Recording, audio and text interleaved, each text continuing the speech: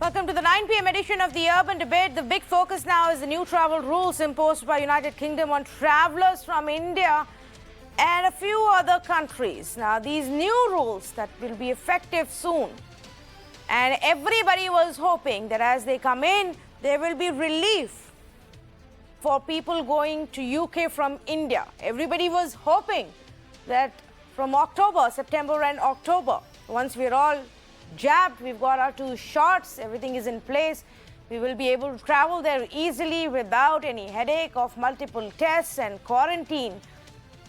But that's not going to happen. And it's actually very disappointing that this decision has been taken by a country that gets hundreds of tourists every month from India, which helps their economy, that such a decision has been taken by a country that also sees thousands of students every year go from India to study there. That also helps their economy. And this decision is a little befuddling, because if it is about the vaccine, well, literally the same vaccine that was researched by a UK organization and manufactured in India is also available elsewhere. And if it isn't about the vaccine, then what is it? Those are some of the issues that I want to address tonight. And if you're somebody whose plans have been hit, if you're a student, or a businessman, or just somebody who's looking to catch a break, and all your plans have been hit because of these new rules, then do call us and share your experience. At the end of the day, it is only when we highlight how a big issue this is and how unacceptable such a policy is, will we see the government take it up and pressurize its own counterparts in the United Kingdom to fix this. Let's just tell you what the issue, the current rules really say. You have to, before your departure, get a COVID test done before day 2 of your departure. And after that, on arrival as well, day 2 and day 8, you will have to get a COVID test done. COVID test, by the way, is extremely expensive for anybody going from here to United Kingdom. You will also have to be in quarantine for 10 days, irrespective of how many vaccine shots you've got or which vaccine shots you have got. It doesn't matter. You will have to stay in quarantine, self-isolation for 10 days. The government will keep a check on you. You will have to get yourself tested twice, and only then will you be able to come out and get out. Now, the government, in fact, today said that they have already raised this issue with the United Kingdom. And today, in fact, in a news briefing that was conducted by the Foreign Secretary, there was very visible anger from the government side, from the Indian government side. And it's now been said multiple times via the MEA that Covishield is a licensed product of a UK company, that India, in fact, has supplied 5 million doses of Covishield to United Kingdom, and that this policy isn't right. And if it's not changed, and not changed to our satisfaction, that the government will impose reciprocal measures on United Kingdom travellers. That non-recognition of Covishield is a discriminatory policy, and we have raised this issue strongly. Now, while they say certain assurances have been given, we don't know how soon, today, tomorrow, 10 days later, 2 weeks later, will this issue really get resolved. Meanwhile, fate of thousands of students who would be right now traveling to United Kingdom hangs in balance, because they would have to figure out ways, places to stay, accommodation to stay, pay for that accommodation, shell out all of that extra money, not just for the accommodation, but even for the tests that they will have to carry out. And all of this for what? In fact, it's not just the students. Congress leader Shashi Tharoor was supposed to travel. He cancelled his plans as he raised his objection to this discriminatory policy by United Kingdom. I say good evening to those who are joining me right now. Sanam Arora, chairperson for the National Indian Students and Alumni Union in United Kingdom. Shamaila Siddiqui, a student who's gone there for a course for an MSc International Business. Ritvika Bhandari, a student who's completed MBBS and is hoping to get to UK soon for further studies. Vijay Jolly of the BJP, Professor Sudhir Krishna of the National Centre for Biological Sciences and a professor at IIT Goa. Dr. Manish Gautam, Deputy Director for Medicine Division at Liverpool University Hospital. And we'll also have Ambassador Trigunyat, who will be joining us shortly. Thank you to all of you for actually joining me right now. Let me first go across to some of the youngsters who are with us on this panel. Shamaila, we understand you're already there. Is that correct? Yeah, that's right. So I got here about 12 days ago because university is about to start soon and lectures start on Monday. So because of the self-isolation, of course, we had to get here much in advance, complete our day 2 and day 8 tests, and then be ready in time for the welcome week that starts on 20th of September. And that was never the case before, wherein we had to come at least, we never had to come 15 days in advance to university out here. So it is a bit of an inconvenience, and yeah, finding accommodation, changing the accommodations from what you had originally planned versus these 10 days, it's a hassle. I'm sure it's a hassle. Some of the universities, though, are also now figuring out or helping students arrange accommodation. Did you have to manage this on your own, pay for all of it on your own, and have you been, living by yourself for 12 days in a new country? Yeah, I had to do that on my own because while University of Liverpool does offer support to students from the red list who had to do a hotel quarantine, India had moved to the amber and we were kind of stuck in between, wherein we had to shell out all of the money and stay alone and arrange for our own food, for our accommodation, for the tests, and basically just incur all of these costs which were easily avoidable despite being double vaccinated with Covishield. I mean, I understand Covaxin has a different approval status as of now, but Covishield is practically the same molecule and the same vaccine as the one which is widely being used in the UK. So why the disparity, why it has not been recognized, it's just beyond me, and it baffles all the other students as well. I am sure it does. And let's not forget that currently in United Kingdom, people there don't even have to mandatorily wear masks. There are large-scale gatherings, not just in clubs and restaurants and colleges and elsewhere, but even biggest of the sporting events are actually being held. So that's where United Kingdom is. But there seems to be some trouble as far as Covishield is concerned, or maybe there is something more. There are multiple reports suggesting other reasons as well. Quickly, let's bring in Ritvika Bhandari, who hasn't reached there yet, but is hoping to get to UK soon. What are your plans, Ritvika? Like many other students, I'm still waiting to go to UK and start my study period. But what my opinion is that we have already, the student process to UK is not a single step process. We have to go through multiple steps. We go through credibility interview, the CAS, and getting the visa done and everything. And then at the end, once we get our visa, then there's a new step that is quarantine and the pre-COVID test and the COVID test that we get it done after reaching UK. So, I mean, we already financially somewhere arranging our funds, our parents are helping us, the family is helping us. But then at the end, there is like an addition to the already expensive cost that we're dealing with. So I don't understand the logic behind not accepting Covishield vaccines, because at the end, I mean, it's been manufactured by the UK, by UK at the Oxford, and then Serum Institute of India has only manufactured it here. So it has been initially developed there. So I don't find any reason for not accepting Covishield. Okay, so and I really yes. Yeah. Two youngsters who've raised this issue, and I think a lot of others would be resonating the same thought. We don't understand why this differentiation. Is it discrimination, or is there a scientific reason behind that? Let's ask the two medical experts before we go across to the BJP. And I want to start off with Dr. Manish Gautam. Dr. Gautam, if it's the same vaccine, if it was actually researched and developed to begin with in United Kingdom, then what could possibly explain this apprehension? Thank you.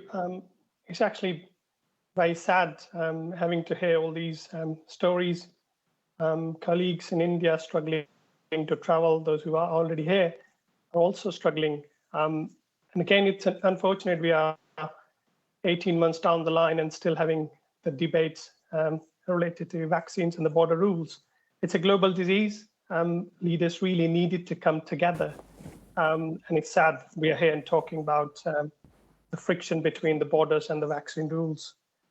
So I'm not going to make any political statement. I'm a medical person. I think I'm better off sticking with the medical comments. So I would just like to reiterate that yes, the vaccine is pretty much the same, but technically there's a potential for vaccine to be different because they're biological products. And again, not trying to play devil's advocate here. See, the vaccine, the Covishield, is produced by Serum Institute of India in their factory, their manufacture process, whereas the vaccine produced here, again, by AstraZeneca, is called Vaxzevria. Vaxzevria is the only licensed product recognized by UK and European health regulatory agencies. And one of the rationales for European agencies not to approve Covishield is because they struggle to quality assure the manufacturing process. But it's actually more than that. I think it's the complexity of vaccination certificate. They think if the tiny difference in the vaccination manufacturing process could lead to a variation in the vaccine, and that process needs to be quality assured. That's the argument you hear, but I think it's a combination of lack of gutsy political leadership and also a combination of the mess of vaccination certificate, which really should have been sorted out long time ago, knowing that vaccines came out at the end of 2020 and we knew we were going to be in this situation throughout the world. So that's the kind of, I've tried to explain why it's same, but not exactly the same. But again, there is a complexity of rules here and the vaccination certificate. I would also like to, somebody may question and say, well, it's the same vaccine from Serum Institute of India, which was sent to the UK and was used in the UK. Absolutely correct. That did happen. So the UK regulatory agency had to get the approval for those batches. They were assessed individually. The batches were assessed and they had to get approval. They had to do an amendment in their approval process, and they were labeled as COVID AstraZeneca vaccines rather than Covishield. The COVID AstraZeneca vaccine, what is approved is Vaxzevria, not Covishield. So I hope that gives a bit of clarification to colleagues that there could be a bit of miscommunication here as well. And what would be helpful for the leaders to come out and give this explanation to people. People are clever, they will understand what's the delay here, is the complexity of the process. And clearly there's a lack of gutsy leadership. Somebody needs to get things done and get things done ASAP. So, I'm going to just ask you to clarify on something, and maybe I didn't understand it, but you're saying that the leaders need to come out and explain this to the people why they've taken this decision, or should there be better advice to the leaders on the decision that they have taken? And I ask this question again, and I'm not making it political, but scientifically and medically and pharmaceutically speaking, India is the pharmaceutical hub for the world. And medicines from this country go to the entire world. Now, if there are suddenly quality issues, that would ideally should be then on all of these products each year, and they can carry out those checks. Yeah, you are absolutely, one could argue this, and an absolutely right argument. So at the moment, as I said, it's the rule and regulation for the vaccine certificate. Somebody needs to man up and say, well, this is causing a havoc in the world. This needs to be sorted, and you had 12 months to sort this out, streamline vaccine certificate throughout the world. And even now, I think this can be sorted. If somebody goes and put pressure, I think as far as I know, Aadhaar Poonawalla has applied to the MHRA and European regulatory agencies as well. But again, that's taking time. It shouldn't take time in this situation. And that's where I think there's a lack of sort of the leadership here. Somebody needs to put a foot down and get the process streamlined. Okay, let me also bring in Professor Sudhir Krishna. And Professor Krishna, we've explained that there may be a mild difference between the two vaccines, but again on the point of how long does it take to even get this approval, and Aadhar Poonawalla and the government spoke about this issue also several months ago, where and Aadhar Poonawalla said that we will be applying to get this certification as well, right? And the first time when the first list came out and Covishield's name was not there. Now, how else do we explain what's going on and why thousands of students and other travelers are getting impacted? I think the UK is just missing the plot. I think there's no application of mind going on out here. If you look at the infection rates yesterday in the UK versus us, we were 30,000 and they were 30,000. With a population 20 times ours, there's very little argument for being, tough on India right now. So I just don't follow that aspect at all. I mean, there's a 20-fold difference in our population with identical infection incidents. But there's a larger picture which I think the UK is missing. I think, and a lot of you have alluded to it, we are a manufacturing powerhouse. We now have 3 vaccines in this country over the last year. We have Serum Institute's, the adenovirus, and all 3 of them are actually new vaccines. There's the adenovirus vaccine, which Serum Institute is manufacturing. There's the inactivated vaccine, which Bharat Biotech is manufacturing. And now there's a DNA vaccine, which Zydus Cadila is manufacturing and has got regulatory approval and is the world's first. If you look at the continent of Africa, about a 1 to 2% vaccine, utilization of vaccination rate. They have about a 1 to 2% vaccine manufacturing rate. A country like India should be able to partner with the UK and take on vaccine equity on a global scale. So I just don't understand why the UK is being so short-sighted, why the UK is being so myopic.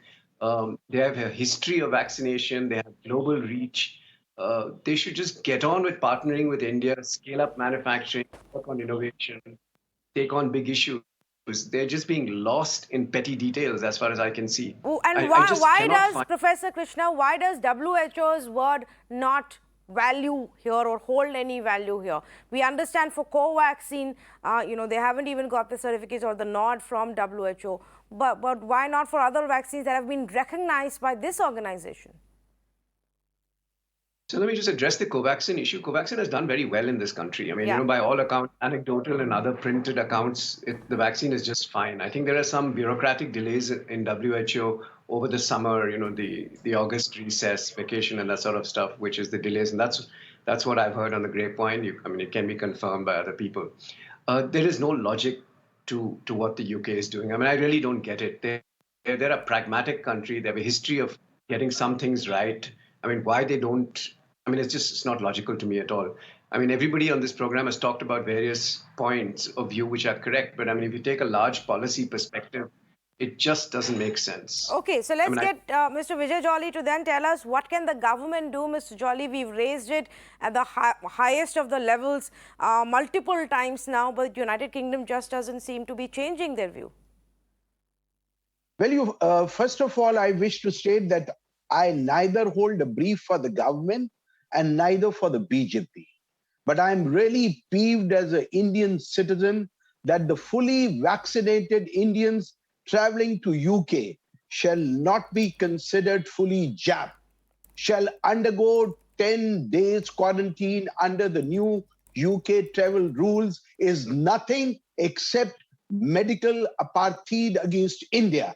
We consider UK as a friendly nation, but the UK decision itself seems to be bizarre. The list of the countries whose corona vaccines are recognized in UK do not include India is surprising, is baffling, because considering the Oxford AstraZeneca COVID-19 vaccine sold under the brand COVID Shield is developed in UK by Oxford University and the British-Swedish company AstraZeneca itself under the Serum Institute of India. Now, India has sold so many of those vaccines in millions all across the globe. And now suddenly the UK health authorities say that this vaccine is not acceptable, though it has got a good safety profile. 25 million have been sold to Australia. Canada has been sold 20 million. Japan has been sold 120 such vaccines. And South Korea itself has been sold 20 million doses. Now, where is the question of this whole controversy erupting at this juncture? It is causing discomfort to the Indian students, Indian businessmen, Indian travelers to United Kingdom. And Indian government is very much right when it says it reserves the right to have reciprocal measures against the British travelers coming to India, which we never intend to do so, because I have already said that India considers UK to be a friendly nation. If good senses prevail, they should reconsider this decision in the light of a demand that these travel restrictions are unfair and we consider them to be totally bizarre. No, and while very strong words were said today, Mr. Vijay Jolly, I just want to also clarify, when we say we're going to take reciprocal measures, we are actually already doing that. For anybody who actually comes from United Kingdom to our country, has to be in quarantine for a week. I think it's just more about, we're not going to lift these restrictions until you do. But will that be enough really to put pressure on United Kingdom, keeping in mind what's at stake for us right now? You see, I wish to add more to that.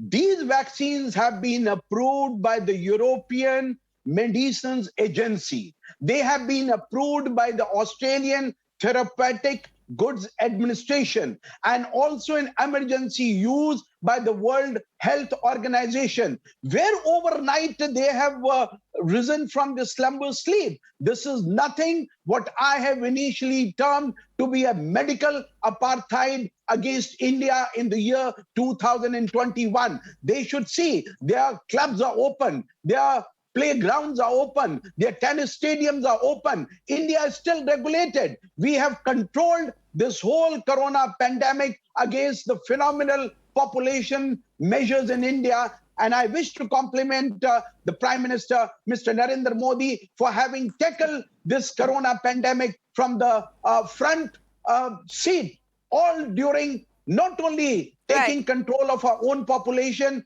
with the various control measures, but also helping more than 92 countries of the world, not only with this corona vaccines, but also with various measures to control this corona pandemic worldwide. Right, absolutely. Well, I'm hoping that when Prime Minister Modi visits United States in a couple of days and actually also meets Prime Minister Boris Johnson there, this issue is addressed, and I'm hoping by the end of this week at least there is some solution. Sanam Arora, good evening to you and thank you for patiently waiting. But you're actually somebody who can give us more insights as to how this problem is being tackled by thousands of students who otherwise would have had a very smooth travel. But right now, from visa delays to lack of clarity on the rules and to the additional money that they will have to spend as to where they stay and how they stay, it's a big mess. Yeah, I think a mess is the only way you can describe this situation, and a horrifying one at that. And let me just take you back a couple of months. Since April, India was on the red list, and it wasn't until a lot of pressure was put on and a lot of scientific rationale was shown to the British side. And I have been on numerous channels, numerous forums talking about it, that India was finally moved into the amber list. What that meant was that Indian students previously had to pay 2 lakh rupees, circa 2 lakh rupees, to then quarantine in a government-managed hotel. When India moved into the amber list, and there was a whole set of problems associated with them, saying that they felt like they were trapped in a jail virtually, and lots of issues that they were facing around the service standards and really all the mental health and well-being issues that went alongside that. That's what we had first when India was on the red list. It took a lot of lobbying, a lot of raising this at numerous forums, a lot of panicked and anxious students, distressed students, for the government to then move India into the amber list later than it should have done, in my personal view. Then we get into August and India has moved into the amber list, at which point we still need to quarantine for 10 days. And I have been raising this since July. So for purposes of your viewers, can I just highlight, fundamentally, there is no change to the situation as we understand for Indian students or Indians who are coming into the UK than it was in August when India moved on to the amber list. You had to quarantine for 10 days then, you are having to quarantine for 10 days now. The difference is that another 17 countries have been added onto the list of accepted vaccines and we haven't. And as multiple participants have said, we possibly understand the situation with Covaxin, and that is a wholly different thing. But with Covishield, I've been saying since July, I'm on record saying that it makes no sense that for this vaccine we're not getting the regulatory approvals through. Students are already taking very, very expensive educational loans. Our students mortgage their houses, their parents mortgage their houses, they take expensive educational loans. You'll be aware that above 8-9 lakh, we can't get loans in India without setting aside property as collateral. It is, the UK is one of the most expensive destinations in the world to study. And so it is, and many of them come on scholarships. And if I take you back a little further, in the first round of COVID in the UK, it hit the world by surprise, right? But it hit UK particularly bad, as you'll all remember. Our Indian students lost their part-time jobs and they were on the streets. I've personally sent food, groceries, helped them with accommodation, worked with the Indian government to send them back home on the Vande Bharat mission. Since then and to now, the difficulties our Indian students are facing continue. So it's a barrage of these, one after the other after the other. My point is, why can't the UK, recognizing that Indian students are possibly the second or third largest contributor to an annual revenue of 28.8 billion pounds into the British economy, why can't we have a seamless, simple, well thought through whole of sector response that allows our students to enjoy their studies, to focus on their studies and not on all this sort of disparate, broken system. And I'm sorry, it is not acceptable that paperwork, as has been used on some channels as a response to this, bureaucracy, or any of these weird things are used as reasons for explaining why Covishield can't get expedited approval. Where is the goddamn global leadership on this issue? Yeah, you're absolutely right. And I think, 18 months into the pandemic, and if we can't figure out these simple issues and can't get rid of these barriers, then it is a problem. And we're going to be living with this pandemic for a while. We should have, by now, countries should have gotten these issues ironed out. Vaccine makers, authorities, regulatory authorities should have ironed out these issues already. I say good evening to Ambassador Anil Tugunil joining me right now. Ambassador, if you'll just allow me, I wanted to bring in a few viewers as well, hearing their experiences, and then I will come to you. In fact, Ravi is on the phone line calling us from Ambala in Haryana. Good evening. Go ahead, please.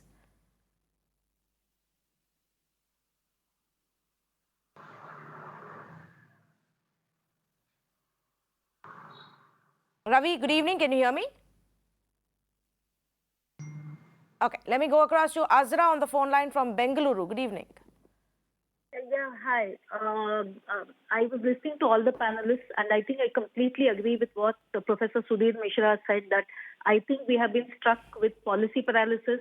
And I also agree with Mr. Vijay Jolly, who said there is a medical apartheid. I am an aunt of a student who's now going to the UK, right? And I've seen firsthand the kind of struggle that has happened from the time there was a shortage of vaccines in India and how the students clambered to get their first shot and not knowing whether they will have the 84 days to get their second shot. And thankfully, the government of India intervened and very positively said, we will support all the students who are going abroad and they can get their second shot after the 28 days. So they crossed that hurdle. Then they got their CAS numbers and they started to apply for the visa. And there's a mad rush at the visa and people are not getting visa on time despite paying through their nose for the priority service. Then they get their visas, they go rushing to the airlines to book their tickets and the tickets are not available. So already they are delayed. So when they land in the UK, another 10 days and another 2 PCR tests on day 2 and day 8, this needs to be addressed at the policy level. There is a problem. It is not, I don't think it's a racial discrimination or something. It's a bureaucratic red tape and it has to be addressed by the external ministry and it's just like Professor Mishra said, this is illogical, irrational. They are being told really myopic, but please, for God's sake, look at the economic and the emotional cost to the students and the Indian families. It's absolutely not fair. And Yeah. before I close, an important point I want to make is US universities, some of them which have made fully vaccinated students, mandatory before they come onto the campus, have recognized Covishield because Yes. it's WHO approved. So why is UK being so myopic? That's the point that really needs to be answered. Well, they've had a series of confusing decisions they've taken this pandemic season. I don't know if this is one of them, or they're actually being intentionally difficult or myopic in this. But thank you, Asra, for calling. I appreciate what you're saying here. Let me see if Mr. Ravi from Ambala can hear me. Yeah, I can hear you. Yes, good evening. Go ahead, please. Yeah, I have a point to make here. I was listening to Dr. Gautam from NHS here, from Liverpool University. Yes. My daughter has gone to UK for some studies for her masters on 11th this month. And while applying for the visa, it was mandatory that we have to, go for a second day and 8th day test here. And we had to pay around 11,000 before applying for the visa. It was mandatory to pay. Yes. Yeah. And one thing I can tell you now, that there was no kit provided at our hostel. There was no kit, no self-kit test was provided at our hostel on the second day and not even on the 8th day. And while calling again and again to the agency, they replied that they are making preparations to send the kids to her hostel, and they never arrived. And she had to arrange her own tests on the local camps here and there in London. Yes. Well, I'm sorry she had to go through all of that trouble. I hope things get easier and better for her from here on in United Kingdom. Thank you, Ravi, for calling us. And hundreds of such examples really all around us. I'm sure everybody who's watching the channel knows someone who's currently facing this trouble. Ambassador Trigunian, what can be done? Not an issue that cropped up overnight. We were just hoping that finally we would move from amber list to the rest of the world, but instead we've gone back to the red list. Well, Tanvi, I was listening to all the plight of the people here, especially the students and the youngsters, and it's horrifying. I mean, my own nephew has just gone there. He's in quarantine at the moment at Cardiff University.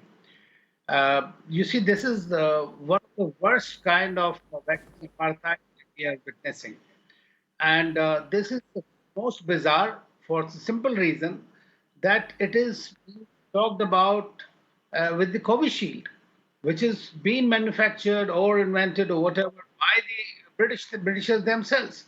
So there is no logic at all, in fact, for them not to agree to allow the vaccinated children to go, and as they were the British citizens. I mean, this is absolute, in my view, a horrific example of a nonsense that they have perpetrated and created a mischief completely. I'm happy that the External Affairs Minister has yesterday met the Foreign Secretary of England, and he has told her that it should be done quickly, and they have promised that they will do something about it. But it should not have come to that. I mean, I think it is a problem of the mindset of the British or the Western countries. You know about the European Union earlier. They had started creating this kind of a green passport, keeping India out. Our Covaxin has still not been approved by WHO, whereas India has been the largest supplier of vaccines to the world. So I don't understand the kind of logic that they have in this whole thing. And everybody is talking to the UN Security Council to fight the pandemic. And we are a country which has done the highest number of vaccines and has provided to so many countries, becoming a vaccine hub. I mean, you're creating this kind of a mischief. How does it justify? The only way to do so is, in my view, is to invoke reciprocity, and which I think that Foreign Secretary, when he was briefing the media, he had mentioned it. And I hope that it gets resolved very soon, and so that our youngsters are not, or the Indian citizens who are traveling there, not put to this kind of unnecessary nonsense that perpetrated. It has nothing to do with health. I must tell you, it is not related to health at all. Every country is required to take measures to prevent the recurrence of this. Okay, we know that they started saying that a certain strain has come from India. There is more incidence of this during the second wave, and this can come. So you start. But at that time, everybody was not traveling, basically. But now the students, when you open the universities, and in India, which has produced two vaccines, which is doing the third other. So many countries are manufacturing here, and you start talking all kind of things. I think that this has to be taken very strongly, and I hope that Prime Minister also speaks to Boris Johnson and tells him. I mean, we must speak facts, and if not, that India is not a banana republic. You can't take us for granted. As simple as that. Well, here is another fact, and this is what one of our panelists was earlier referring to as well. In FY20, India exported drugs and pharmaceuticals worth $20 billion to the world. And if somebody has quality issues that are being raised right now about this one vaccine being manufactured here, then really the country needs to start looking into all of the medicines that they may be actually allowing people to use, which are manufactured in the pharmaceutical hub of this world.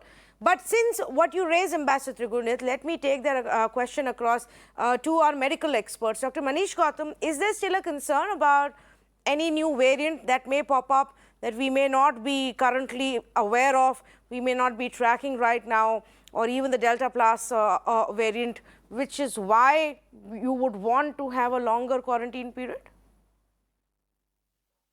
Thank you. Yeah, the concern regarding new variants remains, but that's throughout the world. And I don't think that has any implication in this decision making, what we are debating about today. I think the main issue here has been, and that's my personal view, is I don't think it's intentional. I think it's a lack of being proactive, a proactive leadership across the board. This issue should have been picked up a long time ago. In fact, until yesterday, Boris Johnson was trying to negotiate with the US government about the approval of AstraZeneca vaccine in the US. And they are yet to receive full confirmation on that. So perhaps they can learn from their experience and listen to the experience of Indian population colleagues there. It's awful, it's shocking. And perhaps there's a need for urgent summit for international leaders, get the vaccine certificate sorted out and put pressure on their respective agencies to have a unified vaccination certificate. Otherwise, I think we'll keep having this debate and this will go on forever. So that's an unfortunate situation, is the lack of being proactive in getting this sorted across the international leadership. And I'm really hoping within a few days' time, the UK government will reflect on that and learn from their experience with the USA, and hopefully we'll have a positive outcome. Well, let's just hope actually that it's not one of those classic British bureaucratic hurdles that we've run into, and some thought has actually gone into this policy. Sanam had a point. Go ahead, please. Yeah, Tanvi, two very quick points. I just wanted to remind our viewers as well that India and UK have recently elevated their status, their bilateral relationship, to that of an enhanced strategic partnership. And as we speak, consultations are being concluded on the nature of a free trade deal. If we're talking about free trade deals, and we've spoken, both prime ministers have spoken of a quantum leap in our relationship. Is this how we're going to achieve a quantum leap in our relationship? And I'm talking to both sides here. Why aren't we seeing, as the doctor mentioned, this proactive leadership? And so that's one point. And a very quick second point. A lot is being said about this being racist. I just want to clear the point to all our students who are coming over to the UK. I've lived here for a long time. I've studied here. I work here. The UK is not a racist country towards Indian students. The move in itself is certainly appearing to be discriminatory in nature. I just want to set the record straight on this. This is not an issue of racism. Racism is a very different thing that people experience. And I don't think we should confuse discrimination with racism. And that's all I wanted to say. Oh, I absolutely agree with you. Whether it's a policy mess, a massive faux pas on behalf of the policymakers, or they didn't want to, ideally we should not be clubbing it together with racism. Professor Sudhir Krishna, you wanted to make a point? I think the regulatory space needs a complete relook. I forget who mentioned that just now. But you can't have regulations which are so in silo, which are so stuck in the past. The regulations have to meet some goals of health equity. They have to meet goals of manufacturing. They have to meet goals of access. The regulatory goals cannot be just, one sort of apple in the sky kind of thing. So I hope there's some kind of global push on that front, a complete relook at the regulatory space. When you say, give us one example, a specific example on what of the hurdles should we do away with when you say in the regulatory space? For example, if you take all the three vaccines that we're looking at right now, the adenovirus vaccines, the mRNA vaccines, and the DNA vaccines have been 20, 30 years in the pipeline, and they've now broken through at a time of crisis. So historically, change does occur at times of crisis, but you don't necessarily need to wait for a crisis to change, right? DNA vaccines, for example, could be a fantastic low-cost manufacturing program in many countries of the world and many continents of the world. So what you really want is to balance regulation with a certain flexibility, with a certain ease. My sense right now is that it's a lot driven by vested interests and pharma industry, which wants to maintain high costs for certain kinds of vaccines and drugs. And that is something that we must challenge. We've challenged it historically. We must continue to challenge that because equity is a very important part of our whole mission. Okay, fair enough. Just very quickly, Professor, before I go back to the youngsters, on the question of the fear of variants emerging from countries that could become problematic, and I say this because we've seen in the past specific variants that spread very quickly coming from specific geographies and countries. Is that something that the countries will have to look at when they formulate these travel policies even after people have been vaccinated? The two issues about variants, which just to absorb right now. One is, it's not necessary that just because you generate a variant, it's much worse. For example, Delta probably is highly transmissible. I don't think necessarily there is evidence that Delta is necessarily likely to cause worse outcomes. It probably causes a lot of herd immunity in India is probably due to natural infections because of Delta. So variants per se, is an evolutionary process during pandemics. Remember also that as pandemics evolves, viruses are also selected to become more neutral. So I would be open on that. Whatever decision you take, it should be data-driven, not fear-driven. And right now, there's no data from India which suggests that our population is infected with a variant which is going to cause havoc anywhere. So on the basis of data, I don't see I said this before in the program, the UK seems to be just not applying its mind. I don't understand why. Well, I wish we had an answer to that. Maybe Prime Minister Modi can get one from Boris Johnson when he meets him soon. Shimaila wanted to make a point. Go ahead, please. Yeah, so just because because of all the bureaucracy and all the delays, I completely understand. It's not acceptable, but we don't have that much time either. As students, we're only here for a year or 2 years. And the more we wait for these approvals to come in, we'll be done by our degrees by the time. And people have already had to defer for this reason. And now that some students are already here, they've struggled and found their way here, they are considering getting vaccinated out here despite being double vaccinated at home. And what are we going to do about that?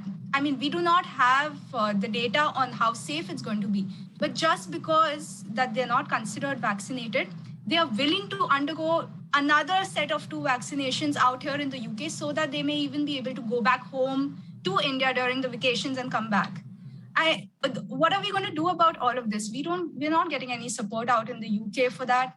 And despite all the support that happened in India to get our double vaccinations in time, out here I'm just thinking of the situation where, Shimaila, you and your family would have actually pushed hard to get yourself a Covishield because at that time that was the only one that seemed to have the approval and would be, or perhaps be the first to get a recognition from across the world. And you did that, and you got all your visa in place, you got your documents in place, you got pushed through for your admissions, you've landed there, and now you don't know whether the vaccine shot you've taken counts in a lot of places you may have to go for. If you have to travel elsewhere, go out, is that going to be a big concern? Are you also considering at some point taking another vaccine shot?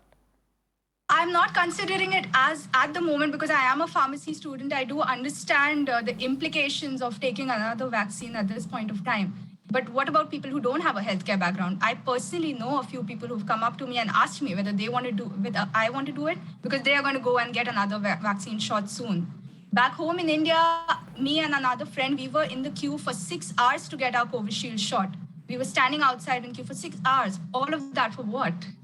So I'm going to take it slow, but I'm not sure about all the other Indian students who've had to go through a bad time back in India to get both of their shots, and now being considered unvaccinated all over again. Sanam, in fact, is that going to be a larger problem, even if the vaccine itself doesn't get recognized by your government? Does it become an issue when you move around, when you interact with people as well?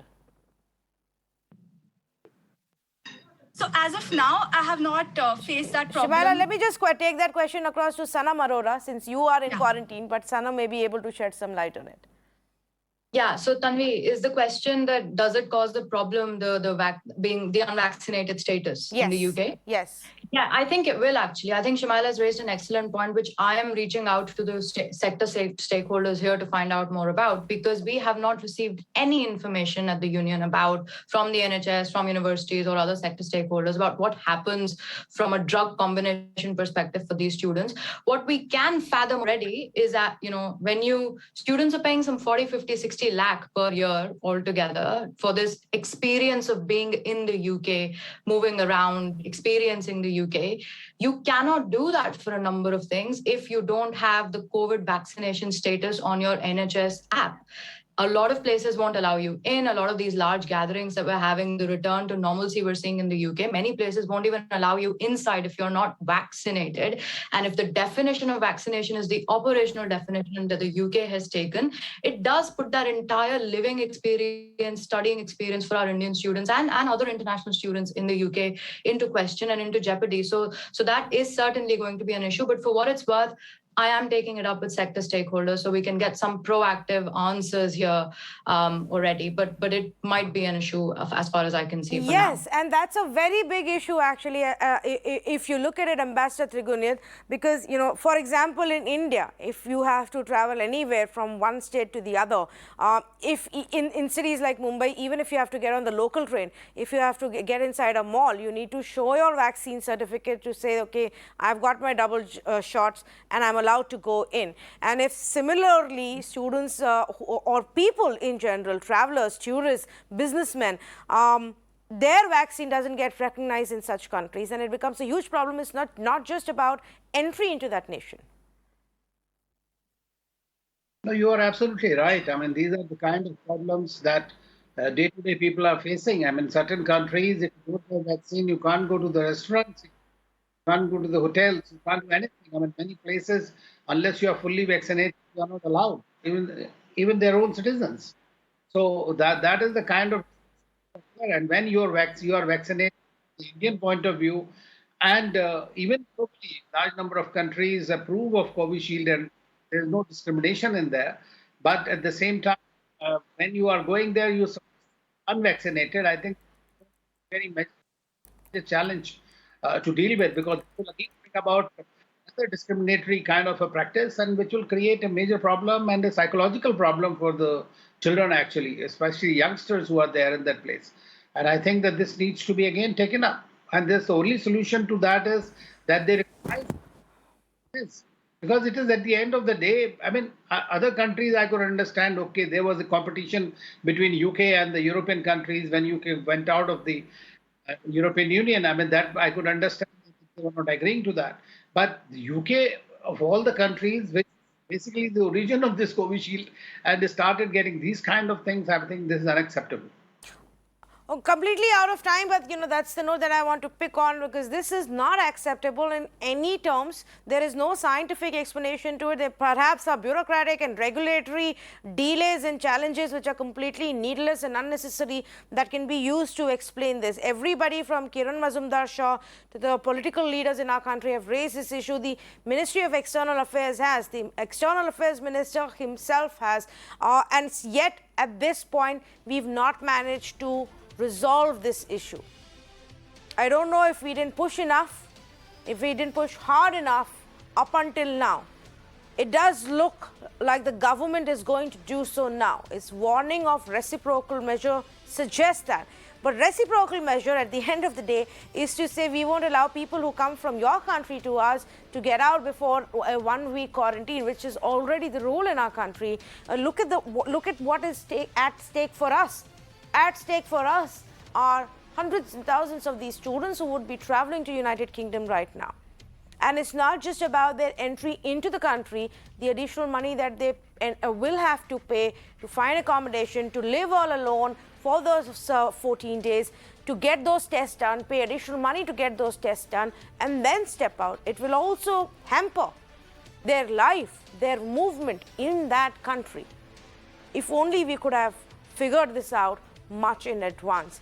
We need explanation, a proper explanation from United Kingdom, and our government needs to ask them for that explanation as to why India still continues to be on the red list of countries for UK. Thank you for joining us.